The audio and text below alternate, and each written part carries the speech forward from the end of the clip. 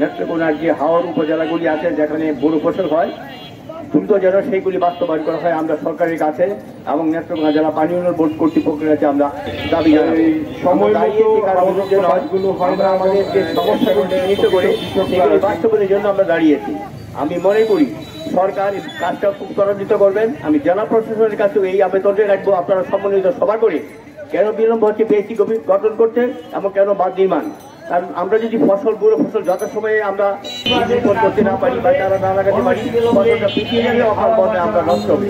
তাই আমি আবারও বলছি কর্তৃপক্ষের কাছে আপনারা দ্রুত বাঁধগুলি মেরামত করুন এবং পিএইচসি কমিটির গঠনের মাধ্যমে এবং প্রকৃতপক্ষে যারা উপকৃত হবে তাদেরকে নিয়ে যেন পিএইচসি কমিটি গঠন করা হয়। সেই প্রতি বছরই বড় বড় প্রকল্প করে আসলে এসব বাদ করা হয়, কিন্তু প্রকৃতপক্ষে কৃষকরা এসব বাদ থেকে কতটুকু সুবিধা পাওয়ার মধ্যে সময় মতো বাদগুলো করা হয় না, যার ফলে দেখা গেছে আমরা দেখেছি এর আগের বছরগুলোতেও বিভিন্ন ধরনের অনিয়ম ও দুর্নীতির কারণে এসব পিআইসি গুলো নিয়ে দুর্নীতি হয় এবং বাঁধ তৈরিতে যে বরাদ্দ আসে সেই যে সার্বিক একটি চক্র, সেই চক্রে বড় ধরনের দুর্নীতি দেখা যায় এবং এর ফলে প্রান্তিক কৃষকরা যে প্রকৃত যেসব সুবিধা পাওয়ার কথা এসব বাঁধগুলো থেকে সেগুলো থেকে বঞ্চিত হয়।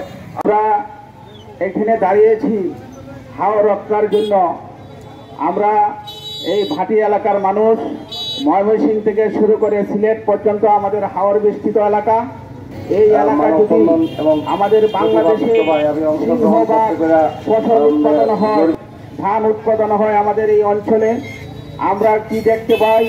পানি উন্নয়ন বোর্ড নামে মাত্র প্রকল্পর নামে লুটপাট শুরু করে। আমরা দেখতে পাই লুটপাটের মাধ্যমে যে বরাদ্দ আসে সেই বরাদ্দ সঠিকভাবে কাজ হয় না। কাজ না হওয়াতে প্রতি বছরেই বরাদ্দ নামে লুটপাট চলে, এগুলা যাতে না হয়।